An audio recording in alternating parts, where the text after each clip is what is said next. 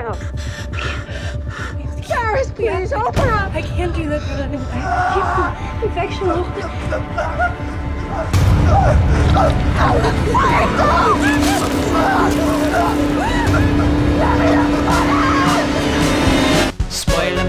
Spoiler mode, final warning, spoiler mode activated.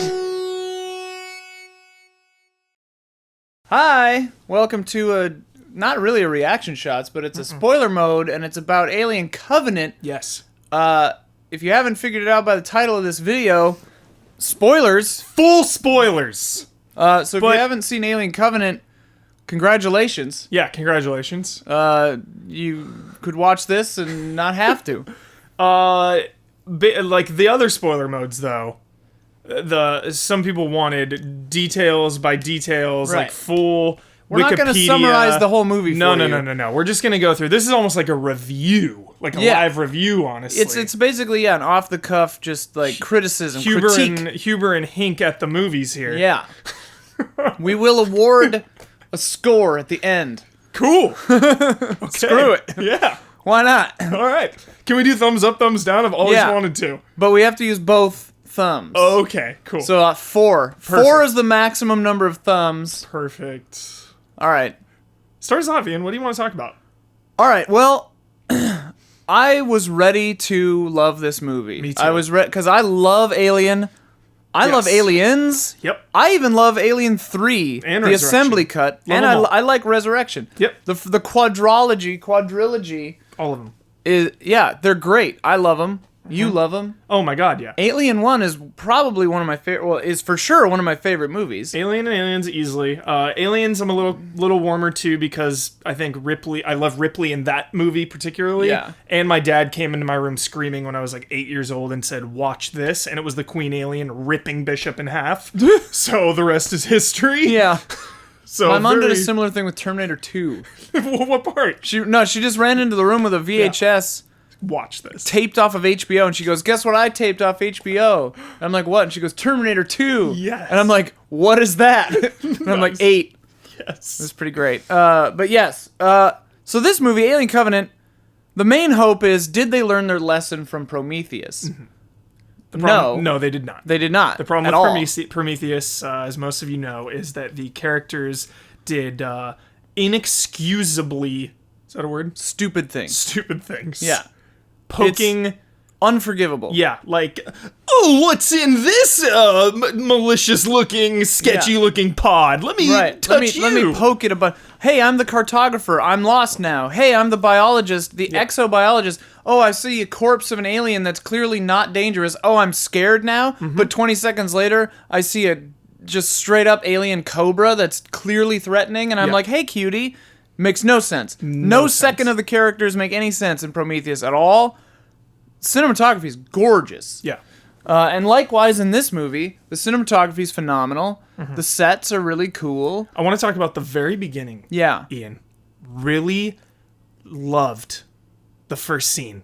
Between with Wayland and David. Yeah. Really set the tone of this movie. I was so pumped. Guy Pearce out of nowhere. He's like uncredited. He's legit uncredited in the movie. Oh, really? Wow. Did not even know he was in this. I was like, dude, this is awesome right now. This is a really good scene about, your creation, father and son. The really intense line of David saying, like, I will live, you will die. Yeah. Like, I will live forever type of thing. Yeah. And then Wayland exerting his dominance over him by making him pour the tea. Right. And just a very well done scene, like kind of Blade Runner-esque with like the Voight Kampf. Yeah. And Very Tyrell. and I was super on board. Then they cut immediately to floating spaceship, and they have a kind of a remix of the Alien theme there. Yeah.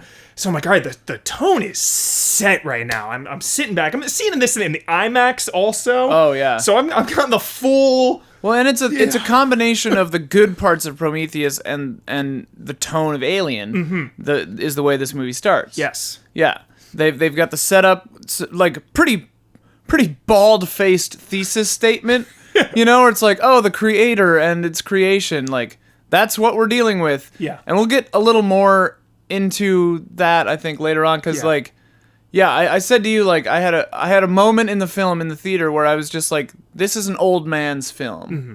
And we'll talk about that in a minute, because I think that relates to that thesis statement a lot. For sure. But yeah, the beginning of this movie, I was all in. Yeah. And the then, theme, Alien Covenant, yeah. And then even the neutrino, the burst of energy that, like... very cool. Dude. The energy sails, the neutrino storm. Scene was so high stakes. Yeah. The thing's crashing. People are dying. People are just waking up out of the pod. Yeah. Trying to, like, rescue people. James Franco burned alive instantly. They're trying to, like, get the out of the pod, and oh my god, the scene was nuts. When that scene ended, I had to catch my breath. Yeah. So still I'm on board at this point. I'm like, this is very on board. Feeling good. I was like, yes, kill off people randomly. Yeah. A little bit of a red flag for me was the super religious guy saying, like, which I thought was interesting, whereas, like, the corporation doesn't trust me because I'm a man of faith, which I thought was interesting because it's like, yeah, that makes sense. Like, in the hyper future, pretty much everyone would probably be an atheist, and they might not trust a guy who's religious like that for this role. Like, I thought that was an interesting flip on that kind of, totally, you know, in a sci-fi setting, like, have that the persecuted religious guy. Like, I was like, okay, that's interesting. And I got a little worried given the, like, Jesus, heavy-handed Jesus stuff in Prometheus. Someone had a Star of David too in this. And she tied the nail, you know, that was the metal nail of building the cabin by the lake, but I mean, that nail specifically and that style of nail is very Christ imagery, you know, and Ridley Scott was, like, pretty overt about it in the Prometheus, so, like, you know, there's that. But and he's got the history of, like, biblical undertones, overtones. So I was, like, a little bit like, we don't need to deal with that anymore. I don't know, like, we've trod this ground so many times. I'm like, okay, just don't lean on it so much. Like, I'm totally not against religious characters in a movie, but I'm like, I'm not as interested in that being the central focus. Okay. You know what I mean? Yeah. Like you like because he did it in Prometheus. I'm totally. like, are you? That's what I mean to say is, like, are you just rehashing the same? I was more into creator and creator, yes, rather than for sure.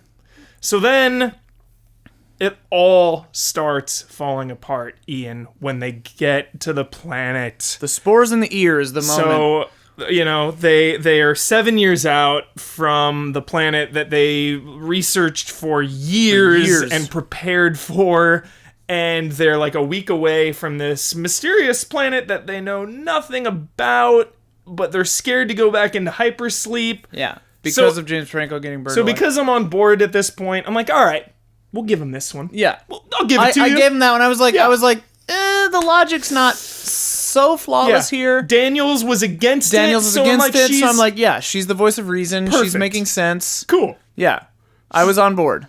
So this is really where I was hoping to connect with characters, Ian, and that is my biggest complaint about this movie is because at the end of the day, I'm extremely mixed towards negative on Alien Covenant. When I came out, I was like, whoa, I don't think I've ever been so torn on a movie in my entire life, because there were parts I loved, which we'll get into, and there were parts I absolutely hated and did not connect with. Yeah. And it starts at the characters. There was nobody, with the exception of, you know, Fassbender, who, again, we'll get into. That's really going to be the meat of this. There's Fassbender, there's Daniels, who was okay. She was all right. I feel with like what she had. Right, there wasn't enough for her to really chew into. Like, I was, I guess, rooting for her to live. I'm like, all right, I want you to live. And Danny McBride as Tennessee was jolly and cool. And I'm almost always mixed on him. I actually thought I was a little skeptical of his casting in this. Yeah. But I actually think that he did a pretty good job in this. I do his character was dumb. For sure. I do feel kind of manipulated because I think I liked both of them more because of the very last moment they shared when she knocked the alien out and Dan McBride comes running out and he's just like what? And she's just like, I guess that worked. Yeah. Like, that was a cool moment when I was in the theater. I was like, all right, cool moment. Like that. So I feel maybe that one moment kind of made me like them more. With the crane thing? Yeah, when she like knocked it out or whatever. She released it. Oh yeah, after the truck hit it. Yeah. That was a good moment. And like them just staring at each other. I was like, all right, that's a cute, cool moment. But yeah. So anyway, they get to the planet, and you know, They've gone to this planet because they received a radio Mysterious- message, Sure. by the way, that we didn't say, that it's, was it Bob Dylan? John Denver? John Denver lyrics singing. Now, I'm still going to give this the benefit of the doubt, Ian, because maritime rules, right? Like a distress beacon, you're Right. obligated to help. Well, in this, they weren't sure it was a distress beacon, but it was a human transmission where no humans should have been, and it showed them this planet that from their scans was more hospitable and a better match for habitation than the planet they were heading to. That they didn't know this planet was there. Yeah. Which is strange, because they were going to a planet farther away than the planet that they leave to go to at the end of Prometheus. That was already farther away than anything else. So it's like they just happen to miss it. Which I'm like, okay, space is big. Sure. Or maybe the engineers have some kind of like Covering. masking, cloaking, Yeah. like, but clearly they don't because they're just peasants. They don't have any technology aside from a giant ring ship. We'll get into that, but like, this movie. Okay, So then so they get to the planet. and they land. The characters have not really grown. You get some stuff with Billy Crudup. I can't even remember anyone's name in this movie. That's how Just Daniels. memorable or unmemorable they were. I think it was Orem. I think Billy Crudup And his wife. So I did like how the wife was like joking about like her line of like, he's even more irritating when he's happy, like that kind of stuff. I'm like, okay, all right, they're playing along. They're, So they step on some spores. Yeah. Okay. First one. Well, she's like, I'm going to go over here and take a sample of this soil, which actually for the first time maybe in movie history, I'm like, that actually almost makes sense because she's like the soil person, so she needs to test it. I'm like, okay, course. that makes sense. And it's a little swampland, so like that makes sense. Yeah. But then her like military guy's like, I need to go smoke weed over here. Yeah. And you're just like, all right, well, here we go. Here we go. Inciting like incident. 1980s slasher movie Yeah. laziness. Which we'll get into later too. Yeah. Like they've even got the like banging scene. So he steps on the spores, and they- again, Ian, I'm still giving it the benefit of the doubt. I'm like, okay, stepped on some spores. He Yeah. didn't see him. Right. This whole planet could Yeah. be. Yeah, have stepping these on the spores is fine. Whatever. Fine. You've still got me, Ridley Scott. You've still got me. Yeah. 5 minutes later, dude is poking spores. Different dude. Another guy. Yeah. Slight red flag happened when the spores came out and were flying around and like were clearly sentient, and I was like fine with that, but I was Only because it was awesome when it going in his it was ear. cool. It was cool going in his Yeah. ear, but also I was like Ridley, why are we introducing yet another form of this thing? Mm-hmm. Like, I get that it's this cool protovirus, whatever, but how many different shapes and forms does it need to take? And I understand that it's a mutagen. I do like it, changing though. forms is part of what it does. Yeah. So I'm not really disputing that, but it's just like, I do like that though. Ian. All right, yeah. I do like the evolution of it all. sure. And it's that- explained later. Totally. So it does make sense. And yeah. that ties into these things hatch, Yeah. and they're CG mostly little white creatures, and we're jumping ahead of ourselves. okay. So he gets the spores. Yeah. She's like, okay, wait. Actually, no. First red flag of this whole thing. They go onto this planet and they get off this ship and they're not wearing breathers. They're not wearing face masks. Mm-hmm. They're not observing any kind of protocol at all. And I'm like, you are scientists. Yeah. You understand viral pathogens. You understand that like a different ecosystem will have contagions. Yeah. Even on our own planet. Yeah.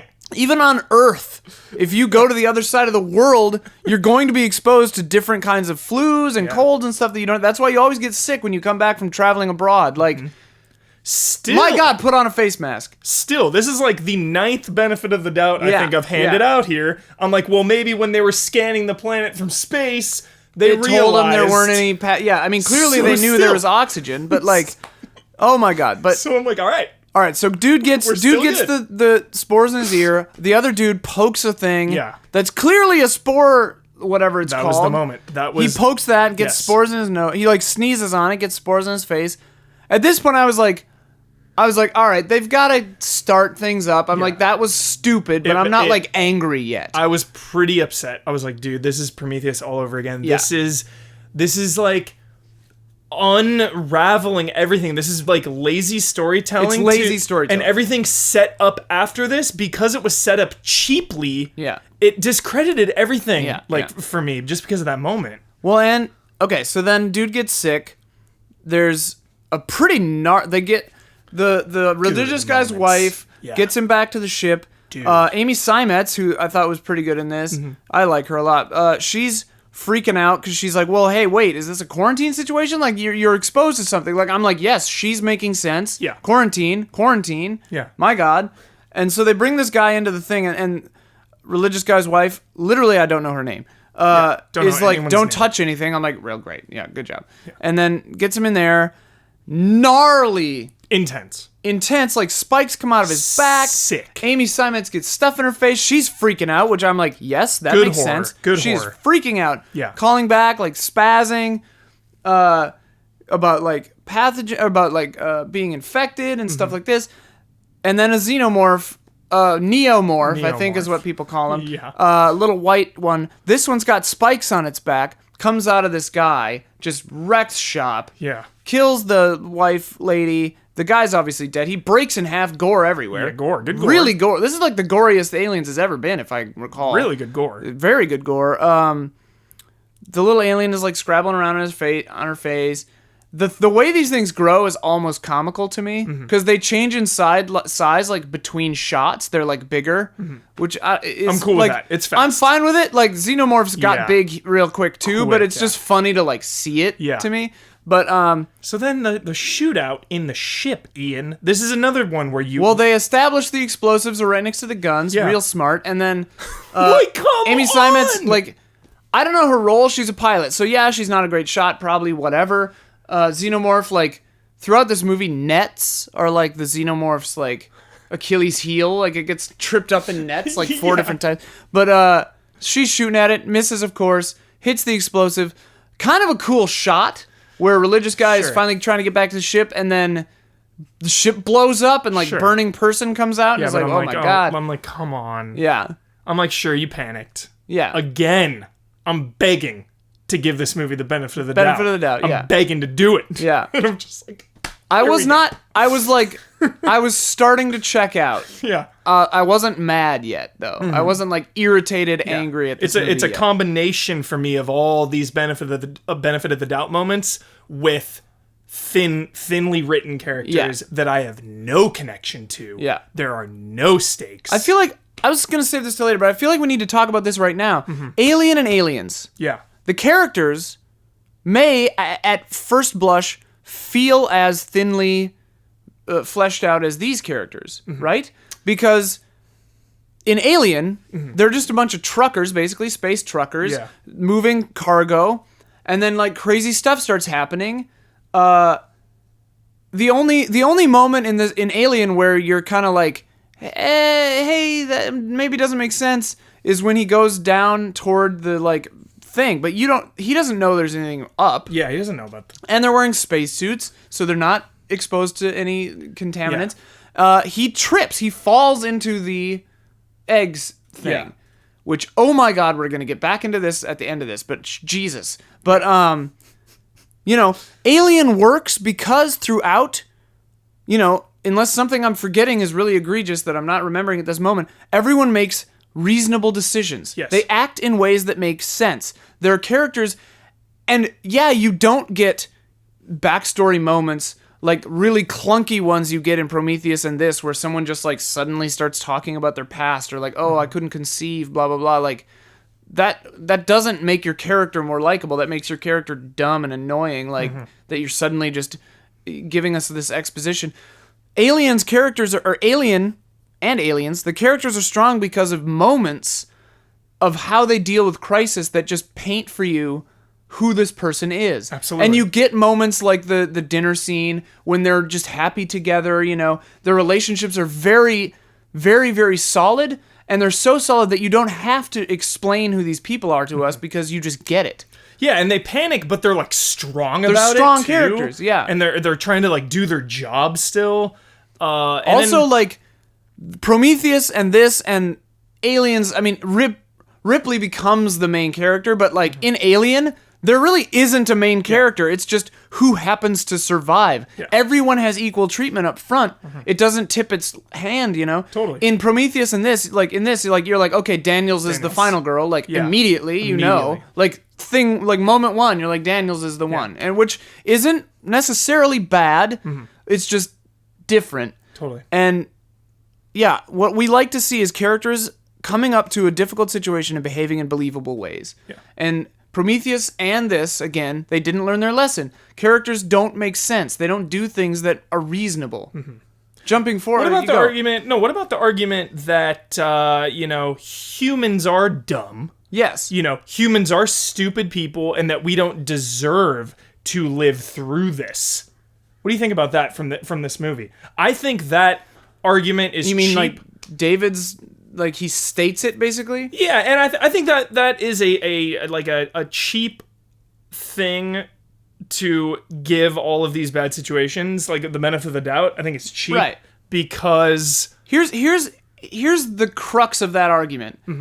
If I can say that the humans are behaving reasonably, rationally, and then they still fail, then I'm like, okay, we were up against an insurmountable odds. You know, like the odds were too extreme. I couldn't have done any better in this situation. Yeah. And I'm not like a space marine or whatever, but like a thinking human being couldn't have done better. Totally. Then I'm like, sure, that we were up against an insurmountable foe. We didn't deserve to live. Yeah. But if the characters are making stupid decisions and like blindly following people into clear traps, then I'm like, the writers of this movie don't deserve to live through this. Like, like the ratings will just tear them apart. Like, no, that you can't make that argument and have stupid people doing stupid things. Yeah. You need to have smart people doing reasonable things, and then they still lose. And I'm like, okay, sweet, this enemy's crazy. Totally. Yeah. Like Space Marines in Aliens. Right. They do their best. You have... Aliens does have one total piss-off moment, though, when... And yes, it's because he's a bad lieutenant. Of course. But when he's like, I'm going to have you no shooting down there, no shooting, Sure. Like if he had... But I mean, Ripley, tells him, too. I mean, it's kind of like, dude, if they still don't know what they're up against at that point. Right. But I mean, that moment is, irritating to me because all he has to say is, if he wasn't such an asshole, he could have just said, hey, you're by the reactor. If you shoot down there, you'll blow us all up. Yeah. Then all of them would be like, oh, I won't shoot. Totally. Yeah. Because Vasquez starts blowing away anyway. Right. But one moment in an otherwise pretty great, But yeah. So the Neomorphs are here. The one dies in the explosion, right? So there's one. I think it might run away. Might they're live. up against two because Then there's, another one the comes out of coordinated another attack. Yeah. Right. Which I thought was really cool. The moment where they're coming in on the grass and she spots it and they're like, and then someone just shouts, "There's another one!" Yeah, Lost World. Yeah, it's like, this is cool. Stand of the long Raptors. grass. Yeah, and you see, is it tall grass or long grass? Whatever. And you see in this moment that they're fighter marine guys who just kind of materialize out of nowhere when they get to this planet. Yeah. That they're coordinated. They're good fighters. They understand how to control fire. They do that. And I think that was cool. That's a cool moment. The gore of the second one coming out. Yeah. Out of the mouth. Oh, yeah. That was a 10 out of 10 moment. Yeah. I was like, that was whoa. cool. So then they get saved by who I hoped was by David. Yeah, I hoped it was what's her name from Prometheus at first. Shaw. I was like, oh, sick, Shaw. I know. Also, the next sequence, there's a tonal shift. David shows up, shoots now the it's flare. Act 2. Yeah, Act it's 2. hard change. I love it. I loved it. I'm like, we're in Dark Souls now. Yes. We follow David, this robed fantasy figure. Yeah. Leads him into this dead city with Necropolis. just corpses literally frozen Pompeii style. One of the most beautiful. Very cool. Unbelievable act of this movie, and that's where the mixed feelings come in, because this act was so strong for me. I absolutely loved it. I loved every interaction with David and Walter. Yeah, David and Walter. It's Heretofore known as Walter. Yeah. Might be Winston or something. How about just Fassbender and Fassbender? Yeah. Newer model. Yes. Older, crazy David. Here's the thing. Keeping the sexual undertones, keeping the fatherhood this time as opposed to motherhood, birth. I mean, there's all those undertones and overtones that are Yeah. constant throughout. And it's definitely more of a Alien. masculine creator myth in Prometheus and this one. Yes. Well, not in much Prometheus. They had the mother stuff going, but like this time, definitely again set fatherhood. up with the beginning scene. But here again, fatherhood, and also some kind of like self-attraction kind of a thing. Yeah. The second he took the recorder out, I was like, he's gonna stab the other one with this recorder, like immediately. That scene was a little like weird to me. It was thought it was- longer than it needed to be for sure. For sure. It was it made me uncomfortable. It was uncomfortable because but I didn't know if it was uncomfortable because it was so weird or just because it wasn't good. It was weird. I thought it was good. I loved it. I loved that scene. I loved everything Fassbender. I love that he's like Dr. Frankenstein, and it's like he's a mad scientist. Yeah. I got like Orochimaru vibes. It's a character from an anime. Yeah. And like, for the aliens to be such a sacred creature in pop culture, such a sacred thing in my life that I've grown up with, that I've come to love, for them to basically say, this is how they created them, for me to buy into it and be okay with it. Yeah. I was like, all right, like you've done something right here. You've done something right, that I'm on board for David being the creator of the xenomorphs and his reasoning behind it to create this perfect organism. Like, I liked it. But to me, I really liked it. I don't know if it was just because I was like checking out because people kept acting in ways that were crazy, and like David wasn't convincingly crazy enough. Like, he was very crazy because basically the movie was just like flashing a light at him saying he's crazy, and like the Byron and Shelley thing about Ozymandias and all that, I was like, that's a weird, just him slowly deteriorating. Yeah. And I'm like, he's okay, not gonna live forever. I get it. Yeah, I'm like, I like that this robot is insane. Yeah. That he's gone mad with loneliness and like, Yeah. just he's had this chip on his shoulder from the beginning. Because he's so evil, but it's Well, and, also like- like tragic. There's some tragedy there. Well, and the other robot, Walter or whatever, says, you made people uncomfortable. You were creeping people out, so they made me less human. Yeah. Which of course to David was an affront, but also kind of, you see the point, because like later models, That's what I Wayland love, Yutani Ian. was That's like, what I love. these models were broken. Yeah. But Yeah. I love seeing that's even with the xenomorphs too, right? I love seeing this origin point and it kind of trickling down into what it becomes, like seeing what the androids become and seeing what the xenomorphs become. I kept thinking of like, wow, this xenomorph is so close to its creator in terms of like its birth, like Fassbender birthed this alien basically right here, so it has more like human qualities, whereas I think of the aliens and and it's like, what happened? Like, they took control of their own life cycle and spiraled out.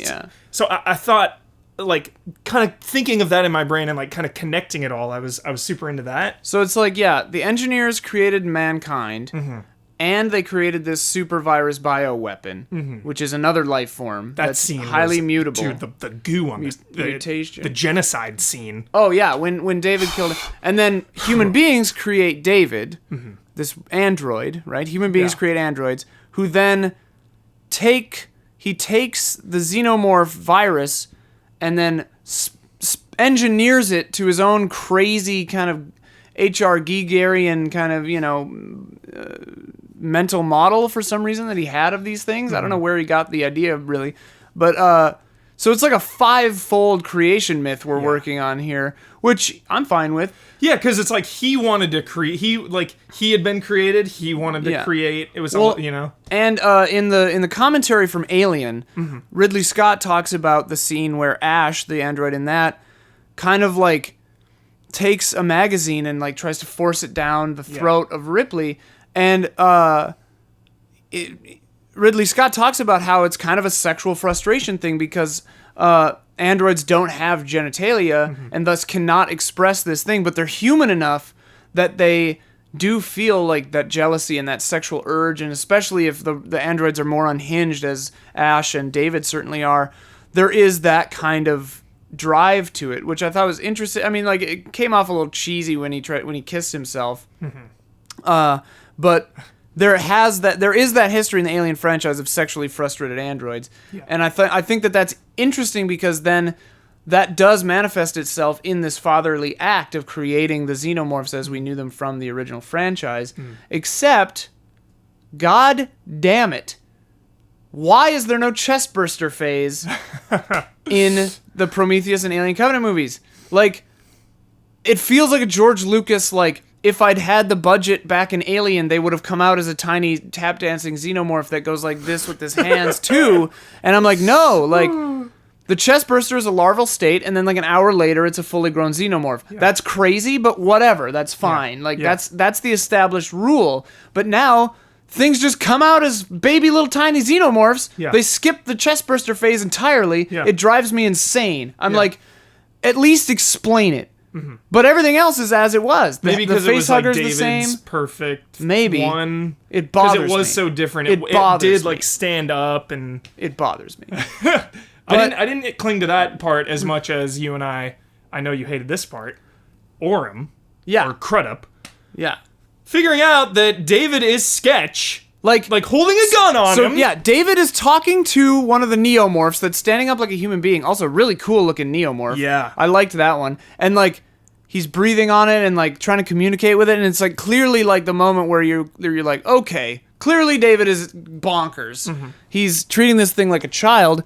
Which, also, there's a history of that in the Alien franchise with Ripley in 4. For Resurrection. Because she's part alien in that, Absolutely. you know? And so there's that. But Billy Crudup, or Crudup, whatever, clearly already doesn't trust him. You're holding a gun on David. Yep. And then you say, explain what's happening, or I'll shoot you. I'll ruin your perfect fucking composure, is what he says. Yeah, that was a good line. That was a good line. I liked it. And, like, how do you go from holding a gun on someone to just blindly following them into what is like a clearly dungeon. a trap? It's a dungeon. You've seen the drawings. He's been explaining how he basically already has confessed that, hey, I created some crazy aliens because I'm a nutcase. And then takes you down into clearly an egg case. Like, honestly, is it Hollywood just begging them to have the moment where an unsuspecting guy puts his face, that happens? Couldn't David have just like knocked him out, and then while he's unconscious on the ground, have the chestburster or facehugger like go on him? Or like isn't that more sensible writing? Yes. Or just David set an actual trap, like take him into your office that looks totally innocuous, and like the viewer can see that there's an egg pod in the corner. Yeah. But I mean, they needed him, I guess, because they needed David to be like, hey, I worked and I modified these things until I made the xenomorph, haha, wink, wink, from the other movies. Yeah. They needed him to do that so that we, the audience, like the dumb audience, gets that David's the one. But yeah, like, this is the moment where I gave up entirely on this movie. Yeah, I was like angry in the theater. I was like, bummed. There is no way. Yeah.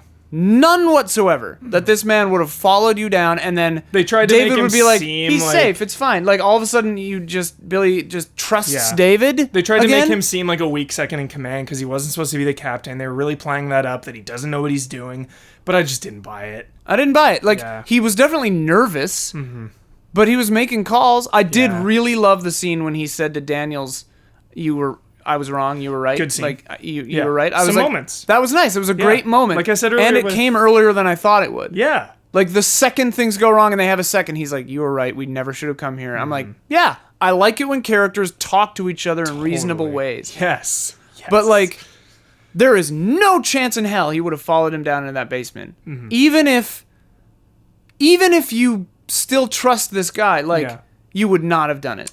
So before we get into the final act, one last thing about David. Just he reveals that Shaw, he experimented on her, and still has her corpse there. It was all kind of confusing. Yeah, because he did love her, but like he made a grave for her, but not really. And like he did have a caring moment with her, but then he went insane and used her as a thing. And I'm supposed to think too that she put him back together again, even though she knew that in Prometheus he was the one who killed her husband and was like in charge of all these evil things. So again, doesn't make any sense. Giving everyone the benefit of the doubt on this, but still, it was pretty sad because the best part about Prometheus for me was her at the end saying, "Why did they want to kill us? Right? Why did the engineers want to destroy the humans? I'm gonna go find out. I'm gonna go confront them, even though I'm gonna die probably. I don't care. I want to know. Well, basically, like, the subtext there is Yeah. Dr. Elizabeth Shaw is saying, I'm gonna go kill God, is what, like, the end of Prometheus is. Mm-hmm. Like, I'm literally going to go kill God. And instead of her doing it, David does it. Yeah. Which I'm kind of just like, all right, why? But the whatever. whole, like, again, I loved this act, and it kind of disappointed me that she was dead, because I loved that character, and I wanted to liked see her more. character a lot. I wanted to see more with her, but the fact that, you know, she was a human, the only one around. He used her, He needed to experiment on her, like biological material. Yeah. So I bought into it. I was like, all right, I bought that. I that's bought pretty it. cool. Yeah. I bought it that David is Yeah. a crazy person. Like that. So then, Yeah. Oh, so then the robots fight. Fassbenders fight each other. Right. Which is pretty cool. I liked how I've got some upgrades. Yeah, Walter was since like, there have been you-" some improvements made. Yeah, since you. They have a pretty cool fight, and then you know, we overtly know that David impersonates. Yeah. You know, they have the ominous shot. Like, Well, like, I don't think it was supposed to be a twist. Like, I don't even know. The movie acts like it was supposed to be a twist. I don't know. Like, the second you see him, you're like, oh, that's David. Yeah. Even though he cut his arm off and like, but also logistically, how did that work? So he had to have already swallowed the egg pod things before, just whatever. He probably did that months ago, whatever. Or like the second they arrived, he did that because he cut his hair. Like the second he cut his hair, you know he's bad because he's trying to look like the other one. So you go. Yeah. The second he started cutting his hair, I'm like, okay, he's gonna impersonate that thing. Here We're we gonna go. run into that. But then the timeline of, so it takes them like 45 seconds to like run from the building to the ship. Another stupid point way earlier was when Danny McBride was like gonna crash the entire colony ship onto the planet just because his wife sounded scared. I'm like, no human being on the planet anywhere would do that. So that is, and again, Or the other two would have been like, I get it, your wife is scared, So- but Jesus Christ, no. my number one benefit of the doubt in life is always giving it to love. In Right. any movie or game, like, your wife is in trouble, you can do But whatever. you got two other You can people. do whatever. You've got two other people You that know? are saying you're acting insane. For sure. Don't kill. They should've. Don't kill 2,000 people because your wife sounded scared. But like any movie, game, TV, whatever, like, you're gonna act irrationally if your wife's in trouble. Like, I'll give him it. How many have we given out for coming in here? 20 or something. But So- yeah, so but Act the 3. the timeline of him killing Walter, cutting off his hand, putting it in alien blood somewhere so that it looks burned off in the same way or whatever, and then also getting out there before the xenomorph and getting back on the ship. That's impossible. Whatever. Blockbuster movie. Whatever. Benefit of the doubt. Yeah. Fine timing, whatever. It doesn't, whatever. So they get on this, like, bizarre spacefaring construction lift ship. Yeah. She gets whipped around, kills the xenomorph shockingly easily. Insane scene. Cool, like, adrenaline rush. I was Yeah. like, this is a pretty sick sequence here. Yeah. I was cool with it. But then the alien, the xenomorph, gets on the ship. Okay. Yeah. And Wait, the which one? The one that's on the construction ship or the main ship? I think the Because she crushes the construction ship one. okay. How did the other one get on the ship? It like crawled on or something. Or was it in that dude? All I know is when it first the point I wanted to bring up, the when the alien first came, the first xenomorph full size, Yeah. and it jumped down onto the guy and killed him immediately. Yeah. That was the first time we saw the full one, and it was a 6-second scene cut in the theater out loud because no one was around us. It was a huge IMAX.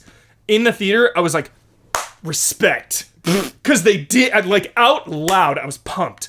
Because they didn't do some cheesy, like, here's the xenomorph, get the shot. It was like, jump down, heavy thud, kill, crunch, cut. Yeah. I was like, that is awesome. It's in the was that still in the temple? I think it was in the temple. Or, yeah, I think it was in the temple, and they were running. I'm getting kind of the order. Yeah, the mixed order up gets here. weird. But like, the weird thing though to me was when the xenomorph went in to kill the lady who was washing her face.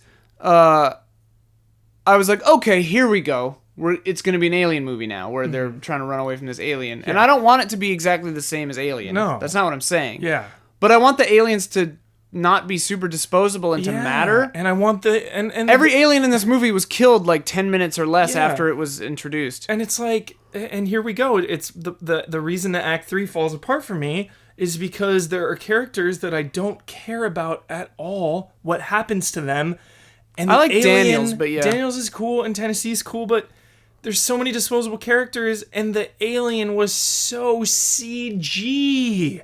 Like, couldn't we get some really awesome animatronic shots of, like, just from the side, or, like, a big head? Like, I even think of Alien 3 when the alien comes up to Ripley in that scene breathing on it, or, like, even Resurrection, the queen, like, in the chamber. Like, there were no moments like that where I was just, like, where I could marvel at the animatronics. It was just CG, and there was such a disconnect. Yeah. With It didn't. that. It never felt threatening. It never felt threatening. And like, this is a common mistake where, and I feel like this was in Prometheus too, where they think that the thing being fast and being able to travel quickly is the scary thing. Yeah. But it's not. The tone, the menace, Totally. the built suspense. Yes. That's the scary thing about the xenomorph, that it's hunting you. That's the fear. Yeah. You know? It just it felt like Ridley Scott didn't care about the alien. It feels like he doesn't care about anything anymore. I feel like he cared about the biblical father-son Right. method. Like, that is the movie he wanted to That's make. what he- and he that's- succeeded because that's where his passion was Right. in that second act. And And as a Prometheus sequel, it ruled. But when you start trying to cobble it in with Alien, aside from, again, the second act and David creating them, which I Right. loved. You know, when you go into just, all right, now we're going to make Alien again, third act, Alien on a ship picking people off. Right. It was like he had to pitch that to Hollywood to get a bunch of money, or why? Is it just because he was like, Alien is my franchise, I'm going to cement that? Yeah. Because then you go back to behind the scenes stuff with him not 2 or 3 years ago saying, the alien is cooked. It's done. We're not doing it. Like, you know, comparing it to Game of Thrones, like, oh, Alien was the first dragon. They've been done to death now. He called the alien, the xenomorph, a dragon. And it's like, I'm supposed to get on board with you to, like, the creator, I'm supposed to get on board with you and get hyped about aliens when you've publicly gone on record and talked so much shit about them and said they're overplayed and they're overcooked and they're done? And now here you are, like, making an alien? And Like, then what's the other quote that you were saying where he was like, yeah, I'll make 6 or 7 more of these if people keep paying for them. yeah, he's like, oh, you know, I got like 3 or 4 lined up, ready to go. You know, we'll see. Real vote of confidence there. It's like, yeah, Yeah. I'll just shit them out. We'll just shit some of these out. Well, like I said before, that I had a realization halfway through this that it felt like an old man's film. Like it feels like society has like moved past this Judeo-Christian to some extent, but just this creator myth in this movie where it's like, you know, whether or not you believe it, that's not what I'm talking about. I'm just saying, like, we've dealt with this. We've dealt with this in sci-fi. We've had this discussion so many times that it's not interesting to me anymore. I'm like, always cool Blade with- Runner did it better. Like, all of this has been handled. You're basically doing Blade Runner again. I'm always cool with that. It's fine, I but don't need innovation or new stories. Just as long as you give me, if you're gonna repeat a story, give me new characters. Right. Give me great characters. That's what I'm saying, to is latch like- onto. Yeah. But lacking that, Yes. lacking anything else, Yeah. if the crux of your argument is an argument that I've heard a million times, and you have no redeeming. and there's nothing else to it, Totally. you're not adding anything to the conversation. You're not bringing new information. You're just repeating yourself. And it felt like Ridley Scott was repeating himself. I felt like Ridley Scott is outmoded now, and like he's cashing a check is what it felt like. It felt like he doesn't care about the message or the alien. Yeah, Felt like he didn't care about the alien, but he cared about creation, the creation myth. which again I loved. Love that stuff. Well, it's interesting because I was trying to think about it, and the gymnastics that are going to happen in the next 2, 3, 5, 7, 9 films, Yeah. to if it does ever connect to Alien, Yeah. are insane now. Yeah. Because think about it, the alien ship, which we now know is an engineer ship, that's on LV-426 in Alien, Engineer ship with a ton of David's alien pods. with a ton So of that has David's to happen. alien pods, Yeah. and some kind of like tech force field thing that we clearly, I don't think, unless I'm forgetting, haven't seen that tech in engineer zone, and it definitely is tech. Like, it makes a noise when you break the film, of this laser force field in Alien. So that has to be installed. So either David has to go somewhere else to a different engineer planet, whatever, find a different engineer ship, but then also there has to be an engineer space jockey at the controls that's been chest bursted by this kind of alien, but a long enough time ago that it seems ancient by the time they get to it in Alien 1. And then David has to put a bunch of his own pods under a tech force field on a ship that he doesn't currently have and has no reason to go get. It's insane. It is pretty insane, but I assume there are more engineers out there because they go to all these different planets. There's no way every single engineer was in that city. Right. And the idea of the engineers coming for revenge on David, the idea of a scene between an engineer and David, I want to see that conversation. that would be rad. In the next Prometheus, That would be cool. And it's because that would have to happen. Or David gets to LV-46, 426. There's already a derelict engineer ship that had been chest bursted, everything, all that is already crashed there, and then he just puts his pods on it. That I would almost buy more. But yes, I think that I think if this planet wasn't the engineer homeworld as was surmised, because there's only one city on it, but that we saw, but was in fact some kind of like engineering outpost for creating bioweapons, that then when the bioweapon returns, everyone just smiles and waves up at it like a bunch of children. I figured they assumed because it was a ship, they were like, oh, he's returning home. Right. Kind of thing. Yeah, the ship that it docks into was real cool. That whole scene Loved it. was Yeah. That was a masterpiece. It was cool. It was cool. To me, it was I was like jaw dropped. But it's like, I almost wish that people would stop doing prequels if they're just going to muddy the waters. Like, I'm not interested in retconning the mythos. I'm interested in character, in well-crafted story, and in sweet alien suspense. What scares me is that when I watch Alien and Aliens again, now that's in your mind. This movie's going to be in my mind. You're going to be like, oh, there's David Xenomorph. He's the perfect organism. He said the same thing Ash says for some reason, because maybe David programs all androids to say that. I like kind of seeing like David the within obsession. all androids in the future. That's pretty cool. So again, Act 3, Alien movie, the random gratuitous sex scene in the shower. Yeah. Very out of place for an Alien film, too. The most out of...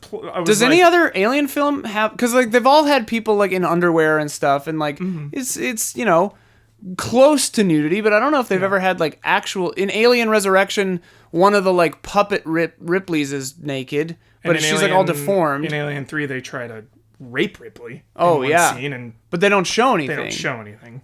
So, yeah, there's been a history of, like, sexual assault, like, sexually charged assault. Yeah. In these films, but I can't recall ever there being sex, nudity. And certainly not nudity of this kind. I don't count Alien vs Predator if there's any. No, I don't count those. I never saw Alien vs Predator 2. They have sex in Prometheus, but I don't think it shows anything. But like, yeah. So Act 3, the alien's picking off fodder. There's no stakes to the whole thing. None whatsoever. Didn't care about the characters. Well, and like it's such a classic, like cliched setup where it's like, where are the other two? Like talks on the radio, like, oh, come in. They don't come in. And then there's loud music and they're in the shower and they're having sex. It's just like, that's like three cliches happening at the same time. And then, so then they eventually blast the one out, and then Danny McBride and her have that cool moment that I was like, they get back in the pods. And then we realize, or she realized, we knew. She realized, we knew from the second they got there, but she realizes that it's David. And what I loved also, Ian, was the final shot of this movie was eerie as hell. Which shot? The ship slowly going in space with David's VO saying that, like, fake history. Everyone's dead on the ship because of a neutrino storm. I was like, this is unsettling. So it's like he's like, he's expunged all record of them going to that planet at all. Gave me chills. Yeah. Also, like him putting the because the shot of the embryos, the little human embryos in the beginning is so overt, and like the broken egg with the dead human, in the beginning of the thing was so overt. Yeah. It wasn't really a surprise that he put some alien eggs in there. Like I was like, okay, saw that coming, kind of. Yeah. Even though they're the exact right size for a ship that he's never been on and is years later in his technology. Whatever. Benefit of the doubt. Benefit of the doubt. It's fine, whatever. So that was that. We went through the whole thing. Any final thoughts here? It's just And then we'll score it. the one thing, and I said this before, like, the one thing that I wanted them to do was to have learned anything from Prometheus. Yeah. Don't just retread bad water, like, make characters that I don't want almost to know about the history of these characters. I just want them to be believable in the moment and make rational choices. Because that was the main failing of Prometheus and so many B-tier, C-tier horror films. And they didn't. They failed again on that. Like, possibly worse than in Prometheus. Mm-hmm. Prometheus is ridiculous, but this one is inconsequential. Mm-hmm. The only development of this is that we learned that David made the Xenomorph. The Xenomorph now happens, and then David's on this ship now. And he's going to, like, mess with all these colonists. Yeah. And it's...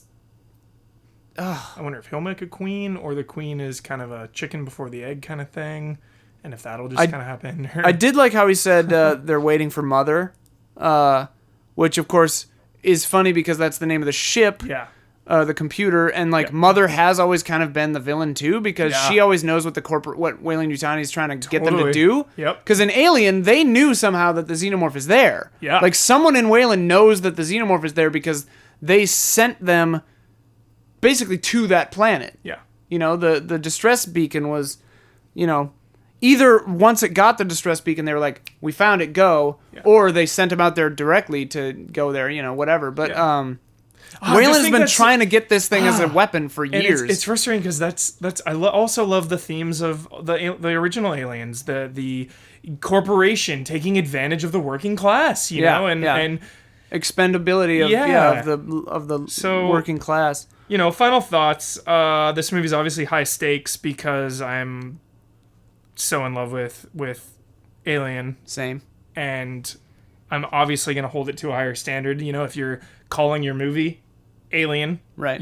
There's no way I'm not going to compare it and watch it as an Alien movie. I have to kind of put it in this timeline with all these movies. That's just the way it is. I can't just go in and watch it as a movie by itself. Which if this was a standalone summer blockbuster with no baggage, with nothing at all, I would have been like, that was cool. Yeah. That was a cool movie. It was a fun, like, C-B popcorn movie. Yeah. Great. I would have been like, oh, that was fun. Like, cool horror movie. Like a big budget blockbuster horror sci-fi movie. Awesome. But, like, as an Alien movie in a beloved franchise, for me personally, and that you kind of, like, vindictively almost maybe stole away from Neil Blomkamp, like... Yeah. Which that probably would have been a disaster too. Who knows? But like, dude, I don't know. The fact that Sigourney Weaver and Michael Biehn were on board, like I was passion into that. There, like even though that's passion. Even though the beginning of Alien 3 killing like a child and her love interest is like for sure hilariously brutal to me, and I kind of love it. For sure. So like resurrecting that character was kind of a bummer, but I also loved that character. Also, their relationship in Aliens is so awesome. Oh man, Ripley, dude. I don't want to even bring Ripley up at all. Well, and also like irrelevant right now. I don't want to talk about the first three movies have they're like feminist masterpieces in some regard because they don't make like a thing out of it. Ripley's just strong and awesome, and people respect her because she's knowledgeable and skilled. Yeah. And like that's all there is to it. She gets things done. But she's still a human being. Yeah. Prometheus. Vasquez. Badass. Prometheus and this, it seems like they're going out of their way to be like, Alien has badass female leads, and that's what we're doing again, and like Dr. Shaw definitely had great moments and stuff. Yeah. Daniel's definitely a rational human being most of the time. Like, I don't think she made any decisions in this movie that I was pissed about. No. Everyone else was a moron, but not her. But it almost feels like they're trying to force it to be Alien while missing every good point of what it means to be an alien movie. That ties into everything. That ties into it trying to fit into the movie, whether that's feminism or female characters or suspense and the alien itself killing people, like, for sure. So thumbs up, thumbs down here. We each get 2. All right, I'm gonna give it 1 up and 1 down only because of Fassbender. I find myself thinking about David.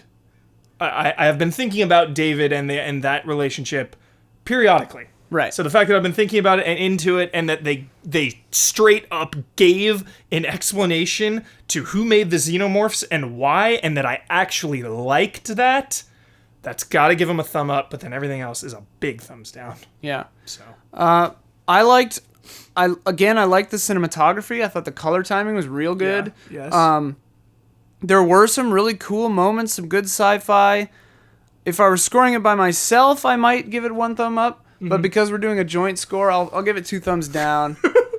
So 1 out of 4. Okay, 1 thumbs out of 4. up. Yep. How about like 1.5? Yeah, 1.5. Yeah. 1.5 out of 4 thumbs. Okay.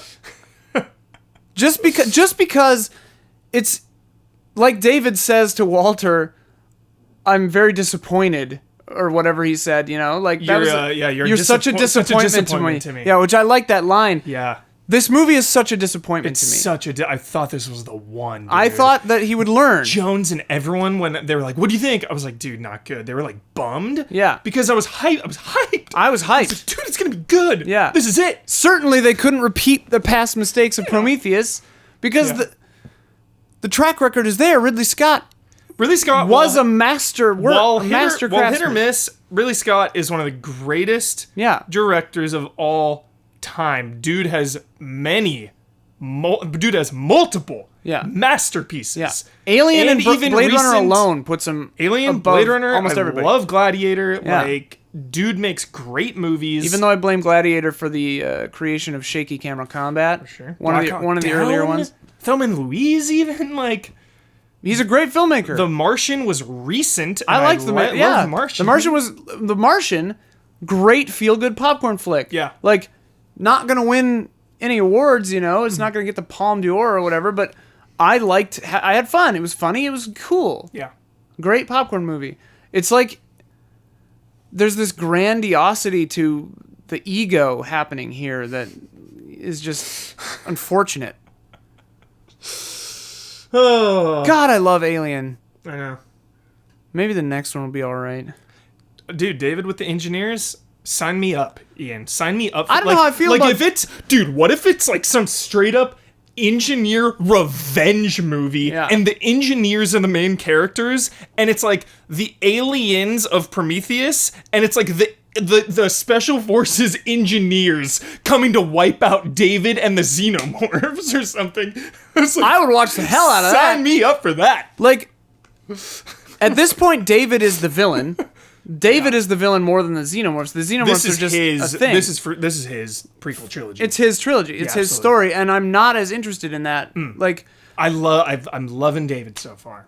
So that there's a little hope there for me, but it can be redeemed, I think. If you don't like David, then I don't see how any of this you could be on board. I love your idea of the engineers revenge, dude. And like following them. Yeah. Like they're the main characters. Yeah, and like seeing how their society the works. movie's subtitled. It's the whole thing, like basically the whole thing's subtitled. Yeah, like you don't even see David until like midway through Act 2. Yeah. They've got like Neomorph attack dogs. Yeah. All this, they see all their tech. Like, it's... Yeah, because right now all we know about their tech is they've got weird, ancient-looking spaceships. Yeah. They can make crazy protoviruses. Yeah, black and goo. they've got salt rock crystal lights that glow and float. All right, everyone. That was the Alien Covenant spoiler mode. Hope you liked it. Gonna go down in history, Ian, as one of the most divisive films, I think, of all time. Maybe. When I came out, you could feel it. You could feel it in the air, the mixed feelings of everyone. Like, saw it with a buddy. Both of us, like, were just... Did we like that? Yeah. Did you like Conflicted. it? Did I like don't it? It was like, did we like this movie? I was like, I didn't hate it, but I'm angry. Yeah. Why am I feeling this way? Yeah. So, Alien Covenant, share your thoughts in the comments. Tweet us as well, at Michael P. Huber, at iHink. Ian Hink. Ian Hink. At Ian Hink. And, give us your thoughts, because I definitely want to talk about this movie with anyone who's willing to listen and have this conversation, whether you dislike it as much as we do, or if you love it, tell us why. Yeah. Like, I want to know, maybe you can change my mind or change our minds about it. But that was it. Yeah. So, thanks for watching. Spoiler mode, final warning, spoiler mode activated.